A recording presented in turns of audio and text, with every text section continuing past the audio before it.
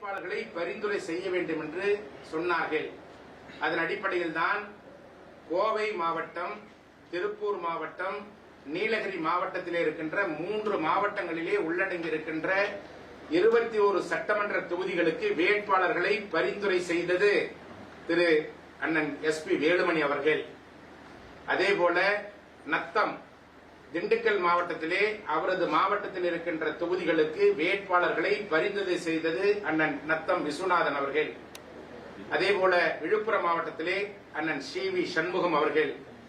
அதேபோல இன்றைக்கு யாரெல்லாம் அண்ணன் எடப்பாடி அவர்களுக்கு எதிராக பேட்டி கொடுத்துக் கொண்டிருக்கிறார்களோ தருமபுரி மாவட்டத்திலே அண்ணன் KP அன்பழகன் உள்ளிட்ட அனைத்து மாவட்ட கழக செயலாளர்கள், நான் உட்பட அந்தந்த மாவட்ட செயலாளர்கள் சொல்லிய வேட்பாளர்களைத்தான் அண்ணன் எடப்பாடி அவர்கள் வேட்பாளர்களாக அறிவித்தார்கள்.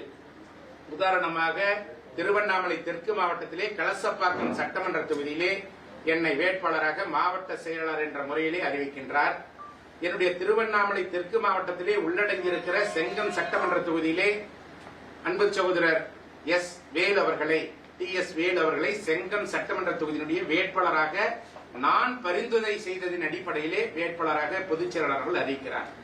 இதேபோல்தான் தமிழகம் எங்கும் இருக்கின்ற அனைத்து மாவட்ட செயலாளர்கள் சொன்ன பரிந்துரை செய்த வேட்பாளர்களைத்தான் பொதுச் செயலாளர் அவர்கள் வேட்பாளராக அறிவிக்கிறார்கள். இதிலே எங்கு தவறு நடந்தது என்பது உங்களுக்கு நன்றாக தெரியும்.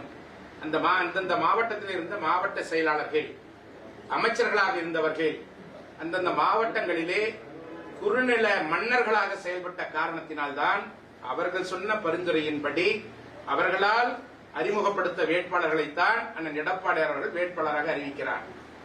கோவை, திருப்பூர், நீலகிரி மாவட்டத்தில் இருக்கின்ற 21 சட்டமன்ற தொகுதிகளில் திரு SP வேலுமணி அவர்கள் அறிவித்த கூட்டணி கட்சிகளுக்கு போக மீதி இருக்கின்ற தொகுதிகளிலே அவர் அறிவித்த வேட்பாளர்களைத்தான், அவர் சொன்ன பரிந்துரை செய்த வேட்பாளர்களைத்தான் பொதுச் செயலாளர் அவர்கள் வேட்பாளராக அறிவிக்கிறார். அப்பொழுது தோல்விக்கு யார் காரணம்? மாவட்ட செயலாளர்களாக இருந்த இவர்கள் பரிந்துரை செய்த நபர்களை அண்ணன் எடப்பாடியார் அவர்கள் வேட்பாளராக அறிவிக்கிறார். இவர்கள் அந்தந்த மாவட்டங்களிலே சிறப்பான முறையிலே கழக பணியாற்றி இருக்க வேண்டும். வேட்பாளர்களை வெற்றி பெறுவதற்கு தேவையான அனைத்து தேர்தல் வியூகங்களை இவர்கள் வகுத்திருக்க வேண்டும். அண்ணன் எடப்பாடியார் அவர்கள் தமிழகத்தில் இருக்கின்ற 234 தொகுதிகளிலே 196 தொகுதிகளுக்கு நேரடியாக சென்று ஒவ்வொரு தொகுதியாக தேர்தல் பிரச்சாரம் மேற்கொண்டு கடுமையான உழைப்பினை தந்தார்கள். அவருடைய கடுமையான உழைப்பின் காரணமாகத்தான் தமிழகத்திலே தேசிய ஜனநாயக கூட்டணி அண்ணன் எடப்பாடியார் தலைமையிலே சந்தித்த தேர்தலில் ஏறக்குறைய 1,35,00,000 வாக்குகளை பெற்று தந்தார்கள். கூட்டணியோடு சேர்த்து 53 இடங்களில் அண்ணன் எடப்பாடியாருடைய தனிப்பட்ட செல்வாக்கின் காரணமாகத்தான் வெற்றி பெற்றது. அனைத்திந்திய அண்ணா திராவிட முன்னேற்ற கழகத்தின் சார்பில் 47 சட்டமன்ற தொகுதிகளில் அனைத்திந்திய அண்ணா திராவிட முன்னேற்ற கழகத்துடைய வேட்பாளர்கள் வெற்றி பெற்றார்கள். குறிப்பாக திருவண்ணாமலை ஒன்றுபட்ட மாவட்டத்திலே 5 சட்டமன்ற தொகுதிகளில் அனைத்திந்திய அண்ணா திராவிட முன்னேற்ற கழகம் வெற்றி பெற்றது. திராவிட முன்னேற்ற கழகம் 2 தொகுதிகளிலே தட்டு தடுமாறி வெற்றி பெற்றது.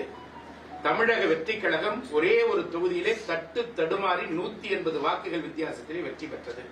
இதுதான் இன்றைய நிதர்சனமான உண்மை. இப்படி இருக்கின்ற சூழ்நிலையில் அந்தந்த மாவட்ட கழக செயலாளர்கள், குறிப்பாக திரு SP வேலுமணி அவர்கள், அண்ணன் திரு நத்தம் விஸ்வநாதன் அவர்கள், திரு CV சண்முகம் அவர்கள், திரு KP அன்பழகன் போன்றவர்கள் எல்லாம் அவர்கள் செய்த பரிந்துரை செய்த வேட்பாளர்களை அண்ணன் எடப்பாடி அவர்கள் அறிவிக்கிறார். இதிலே யார் பொறுப்பு ஏற்க வேண்டும்? அந்தந்த மாவட்டங்களிலே அவர்களால் பரிந்துரை செய்யப்பட்ட வேட்பாளர்கள் படுதோல்வி அடைகிறார்கள். கழகத்தின் சார்பிலே போட்டியிட்ட வேட்பாளர்கள் வெற்றி வாய்ப்பினை இழக்கிறார்கள். இதற்கு அந்தந்த மாவட்டத்துடைய மாவட்ட செயலாளர்கள், முன்னாள் அமைச்சர்கள் பொறுப்பேற்று தார்மீக அடிப்படையில் முதலிலே ஏன் அவருடைய மாவட்டத்திலே கழகம் தோல்வியை சந்தித்தது, வெற்றி வாய்ப்பை இழந்தது என்பதை பற்றி அவர்கள் முதலிலே விளக்கம் சொல்ல வேண்டும். தங்கள் மீது இருக்கின்ற குற்றங்களை, குறைகளை மறைப்பதற்காக அண்ணன் எடப்பாடி அவர்கள் மீது இன்றைக்கு தவறான குற்றச்சாட்டுகளை சொல்லி வருகிறார்கள்.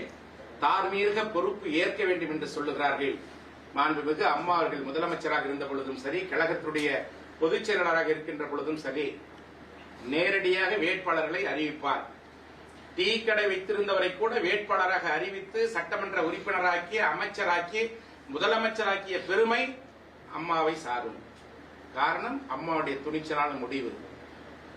1996ஆம் ஆண்டு தேர்தலிலே தோல்வியுற்ற பொழுது கூட 4 சட்டமன்ற தொகுதியில் தான் கழகம் வெற்றி பெற்றது. அன்றைக்கு தார்மீக பொறுப்பை நான் ஏற்பதாக அம்மா அவர்கள் சொன்னார்கள்.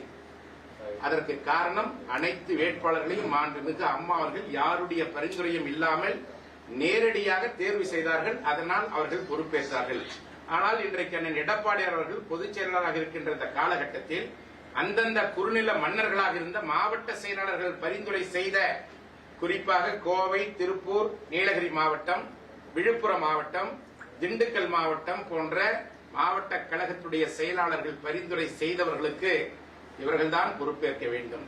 அந்தந்த மாவட்டங்களிலே தோல்வியுற்றதற்கு இவர்கள்தான் தார்மீக பொறுப்பேற்று பதவி விலக வேண்டும் என்பதை இந்த நேரத்திலே நான் தெளிவோடு சொல்லிக்கொள்ள கடமைப்பட்டிருக்கிறேன்.